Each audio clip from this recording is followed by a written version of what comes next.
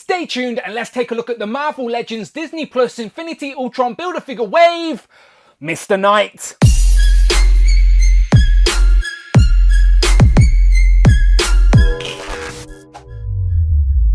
Pow and welcome back to the channel, Dan Who Reviews. As always, my name is Dan W. Make sure you are following me on Instagram at It's Dan Who. And remember, you can now hit that join button and become a channel member as well. Either show some love or join the members club. Much appreciated. Today we are taking a look at the Marvel Legends Disney Plus Infinity Ultron Build-A-Figure wave, Mr. Knight. Now, we've already opened up Moon Knight, so it only makes sense we take a look at this guy next, as we've still got the black background out. And I do want to take a moment to say that this may be the last Marvel Legends Build-A-Figure wave with the window packaging as we move into this new plastic-free era. So if you're sentimental about those things, you may want to buy an extra, as it's the last time we're going to be able to actually see the figure in these Build-A-Figure waves. And you will see there is a Build-A-Figure piece here in the box with Mr. Knight. He also comes with 2 batons and some interchangeable hands to hold those weapons as well. So I've seen some images on this guy. Some look good, some look not so good. So I am curious to get this one open. But in the packaging, I admit he looks very nice.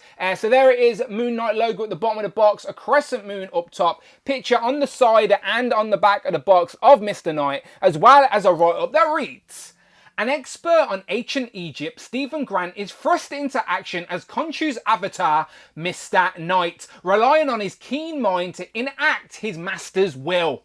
And then, as always, you get a list of all the figures in this wave you need to complete the Infinity Ultron Build-A-Figure. Today we're reviewing Mr. Knight. And as I said, this guy actually has a Build-A-Figure piece, so you're going to need him. Let's get him open. Here we have Mr. Knight out of the packaging with all of his accessories on the table. Now, in the words of Robo, this figure is bright white. So hopefully I've got the contrast with my lighting just right, so you can actually see the details on his very white suit. But there's his accessories, including the Build-A-Figure piece for the Infinity Ultron Build-A-Figure. We have a right arm. You know what to do. Subscribe to the channel. Come back and we will be reviewing that shortly. Today we're focusing on Stephen Grant, aka Mr. Knight. So let's start this review off properly and get the tape measure out. And as you can see, he's about 6¼ inches tall. A little bit of reuse here on this one, as it is a suited body, so we will do some comparisons. But first, let's zoom in. Starting up top with the head sculpt. Now again, this is so bright, I'm really hoping it's coming across well on a camera, because there's a bit of detail here, as just like the previous Moon Knight, they've added that blue mist around the eyes to sort of resemble the glowing eyes from the actual TV show. So that does stand out against the white mask. There's also a little bit of sort of shadowing, a little bit of wash over the stitching that's on the forehead's crescent moon and then going down the nose and across the side of the face. That is the only detail here on the head sculpt. Not a lot of emotion, of course, the man behind the mask, but you do get the crescent moon sculpted with that stitching going down the side of the face there. The head is on a disc and hinge, so he can look all the way up. He can also bury the chin, a little bit of tilt and rotation, so sort of standard Marvel Legends head sculpt. Not mad about it at all. Now let's zoom out a little bit and look at the rest of this body. Now, as I mentioned, a little bit of reuse here, as we have pins on the arms, which is unfortunate because this was so nearly pinless. It's the same arms, it seems, as Arcade, as they both have the 4 buttons on the sort of sleeve. I'll do a better comparison in a minute, but just like Arcade, he also has this overlay. It's not the same overlay, but it's the same principle, where it's a suited body with a one-piece overlay, which can't really be removed unless you cut it. I guess you could maybe lift the arms up, take the head off and slide it over, but then you would have jacketed arms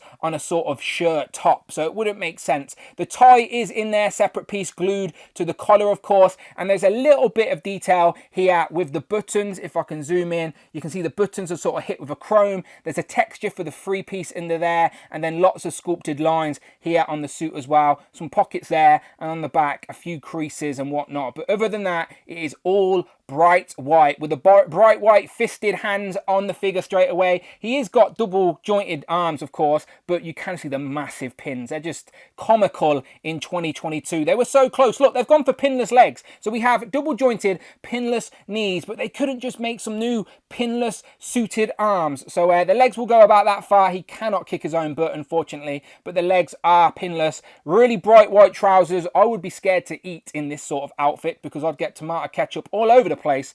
But yeah, the trousers are all white, and then he's got like these trainers on with ankle pivot, rocker, sort of standard articulation, but no paint detail. Again, just white plastic for the shoes, white plastic for the trousers, and again, they will stick out a little bit, go out a little bit. Not bad range, to be fair. There's a swivel up there as well at the top of the thigh, but no other paint detail at all. The only paint detail is the tiny bits of chrome that are on the buttons on the actual one piece, and then here as well on the sort of sleeve, which is the same jacketed arms as Arcade. Of course, the little bit of blue in the eyes as well, but other than that, like I keep saying, this guy is bright white. As I've already pointed out, he has the fisted hands straight out of the box, which I always appreciate for fighting and neutral poses. He also has a set of gripping hands that have the up and down hinge in the wrist like he was holding a sword. And that is because he doesn't have a sword, but he does come with two billy club batons. So as you can see, he holds them no problem, grips them nice and tight, to be fair.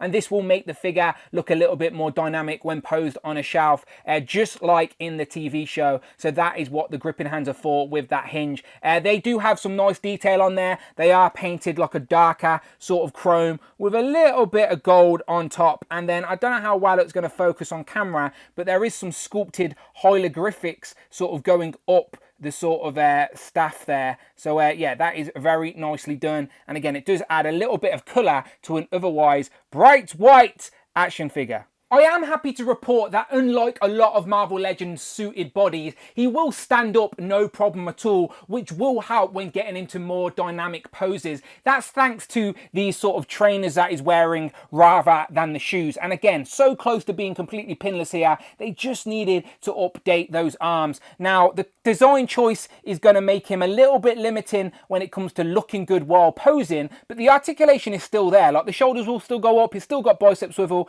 deep double jointed elbow, of course, and there is an ab crunch under this one piece, but because that's a solid piece of plastic, it's just going to hinder it a little bit. You can see his tie sticking out. So yeah, I do think the more dynamic pose you get him into, the more awkward he's going to look, and that is due to the design choices they've made on the figure. But if you just want him standing still looking gangster, then he can do that no problem at all. And as I said, he will hold his billy clubs nice and tight as well. Let me bring in a couple of other white suited Marvel Legends. So we have Arcade, who I've already shown, and then we have the very recent Walgreens exclusive Jigsaw. So all of these are similar in regards to they're all characters wearing white suits, and they all have sort of one pieces as an overlay to a suited body, but all three of them are different, to be fair. And if I spin them to the side, you will notice that all of them have the pins in the arms. Now it is Arcade and Mr. Knight that share the same arms. Jigsaw is a little bit thicker, I think. So these two have the same arms, but if you do take close attention to the knees, you'll notice that Arcade and Jigsaw have pins in the knees, while Mr. Knight has no pins. So they were so close to making this completely pinless, they just skipped out on new arms. But otherwise, pretty good. And now they're going to fall over. Yep, and here we have Moon Knight and Mr. Knight together from this Disney Plus Moon Knight show. I really do like how the MCU have sort of brought these character designs into live action for both Moon Knight and Mr. Knight, and in figure form, they both represent that really well. And you know me, that is the most important part for me. Do the figures look like what we see on screen? And I'm happy to report, yes, they absolutely do. I like how Mr. Knight is like really bright white compared to the sort of dirty off-white grey that Moon Knight is, because obviously he's not scared to get his hands dirty, where Stephen may be a little bit. But if you know your Moon Knight, then you know there are some other personas still to show their head. So I am hoping for a season 2, and there are still other characters we can get from this show as well. So let's see. Somebody wanted to see a head swap. I don't know why, but there you go. Here we have Mr. Knight compared to two versions of Moon Knight from the comics we have in Legends form. Now, of course, Mr. Knight is a modern concept from the comics, but a character design we have yet to get in comic form for Marvel Legends. So to answer the question, can you use this MCU Moon Knight to represent a comic version of Mr. Knight?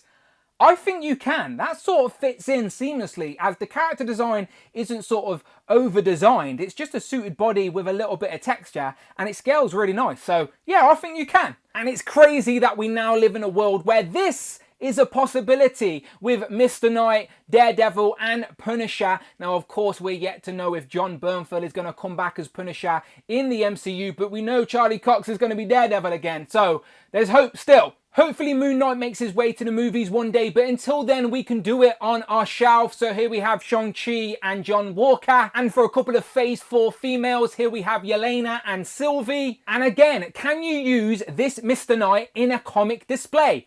You tell me. Here we have Frogman, White Rabbit and Tigra. And then last but absolutely never least, here we have Captain Britain and Hal, Fire, Hank.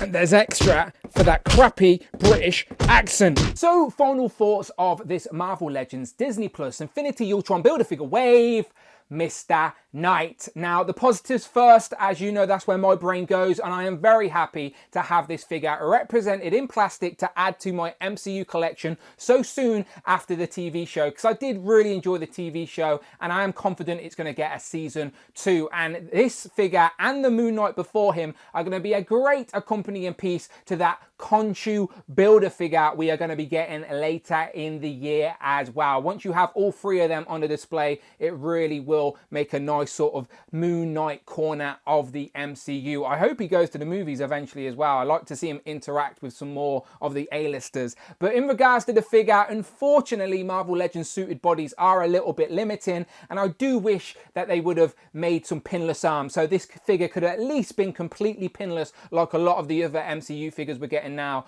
But you do have those big pins in the arms, unfortunately, and that one piece over the suited body does make it a little bit awkward when you want to pose him up dramatically for a display. So I do think those ACBA purists out there will be frustrated with how unnatural that suit sort of sits when you pose him up in a fighting stance. But for me, you know, I've got that school book sort of display. I'm going to be happy to have him in the collection. He's not going to be posed up all dramatically, so it's not going to be too much of a bother for me personally. But that's just me. I understand people's frustrations for sure, and it is not perfect, but it's still nice to have it, and it's an option. You don't have to get it if you don't want it, but let's be honest, when that Khonshu comes out, you need Stephen and Mark to stand next to him, both of the avatars of Khonshu. But you let me know what you think in the comments below. As always, if you like Marvel Legends, then you're in the right place. Check out the videos tab, find the playlist, but most importantly, please hit that subscribe button, hit the notification bell, don't miss out on a video, and please hit that join button. Become a channel member, either show some love or join the members club. Much appreciated. You can follow me on Instagram at itsdanwho, and I'm on Twitter as well. Tweet me, don't be shy, at DanWhoReviews. And until then, I will of course see you on the next one.